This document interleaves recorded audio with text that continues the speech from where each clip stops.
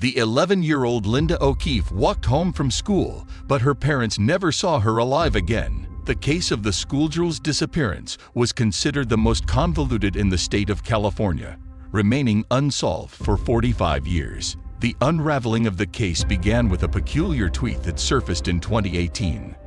"Hello, I'm Linda. I am 11 years old.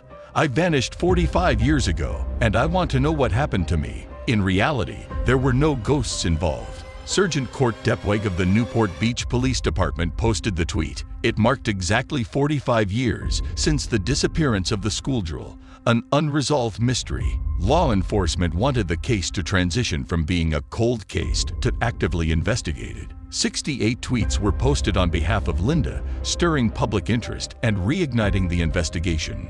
The perpetrator was found after 45 years. But what befell Linda O'Keefe? Linda grew up in a complete family.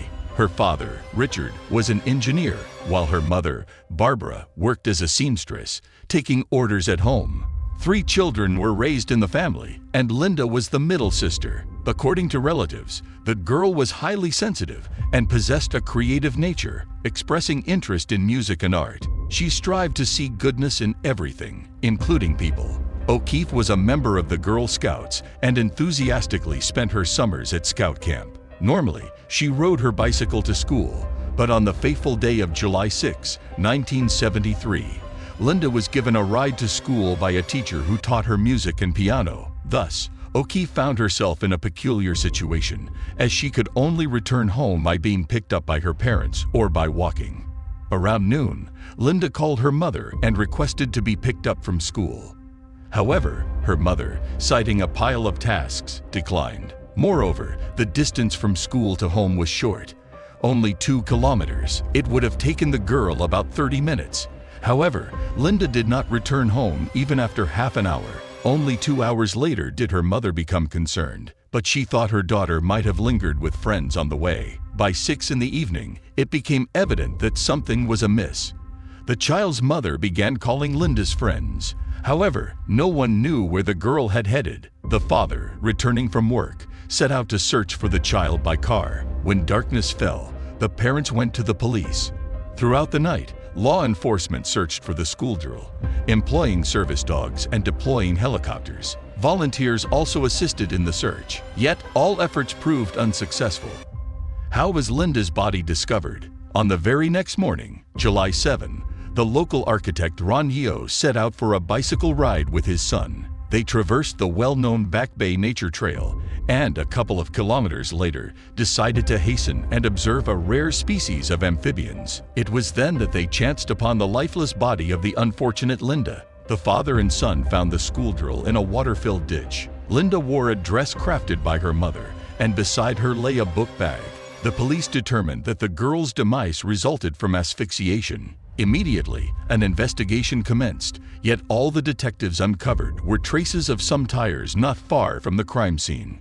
Witnesses, Linda's friend and neighbors, unanimously asserted having seen the schoolgirl that day. They claimed that a turquoise van had pulled up to the girl, who was walking home, and she seemed to be conversing with the driver, positioned precisely by the passenger door. Subsequently, O'Keefe entered the vehicle. People concluded that Linda knew this individual. Witnesses aided in sketching a portrait of the perpetrator, a white male, aged 24 to 30, with curly, light hair and an oval, elongated face. Unfortunately, nobody remembered the van's license plate or make. Leads distributed throughout the state yielded no results. Then, another witness emerged, a woman living near the place where the girl was found. She heard the cries of a child pleading to stop because of the pain, and then everything abruptly ceased. A local artist once glimpsed a person resembling the presumed perpetrator. The fair-haired, curly man appeared highly perturbed. The incident unfolded precisely near the crime scene. While the painter worked on a naturalistic piece, law enforcement approached. The man observed the police actions from the bushes, prompting the artist to inquire about the transpiring events. It turned out that the body of the schoolgirl had been discovered, although both were some distance from the actual location. The painter found the man suspicious, so he recounted the encounter to the detectives. However, this did not aid in apprehending the wrongdoer. A few days later, 18-year-old Peter Wooden came forward to the police, claiming responsibility for Linda's demise. Indeed, he was acquainted with the O'Keefe family, having attended the same class as the deceased's elder sister. Yet, it was later revealed that the young man merely sought attention and consequently fabricated accusations against himself. Forensic experts, naturally, collected all the biological material from Linda's body. However, without DNA analysis, which was not conducted at the time, establishing the crime proved elusive. Only in 2001 did law enforcement and experts undertake genetic testing.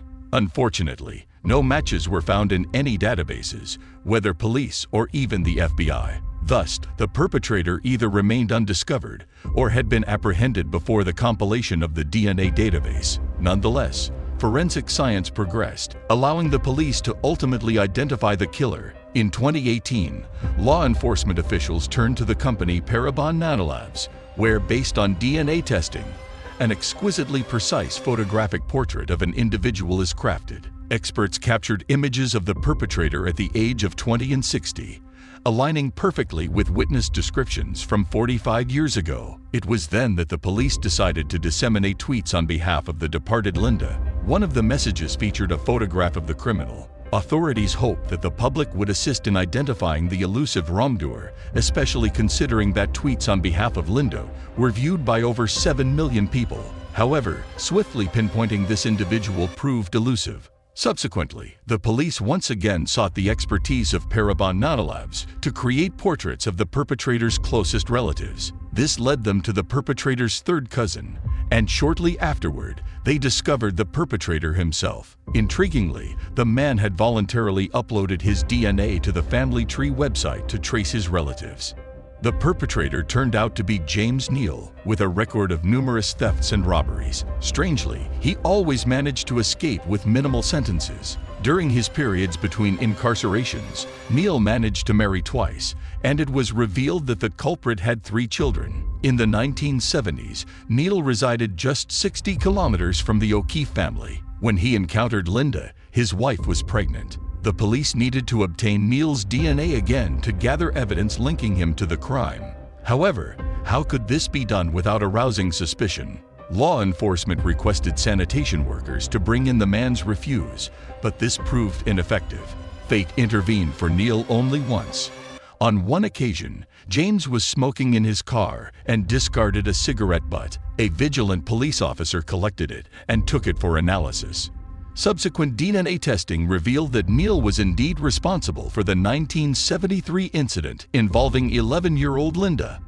Upon arrest, Neal vehemently denied involvement, but the police amassed all the evidence, including statements from the girls who managed to escape the clutches of the criminal. Neal's trial was scheduled to commence in 2020, but the pandemic disrupted all plans. James ended up in a hospital, where he succumbed to lung cancer. Linda's parents did not live to witness this day, but the girl's sisters were profoundly grateful to law enforcement for finally solving the case. They revealed that their mother, until her last days, blamed herself for her daughter's demise.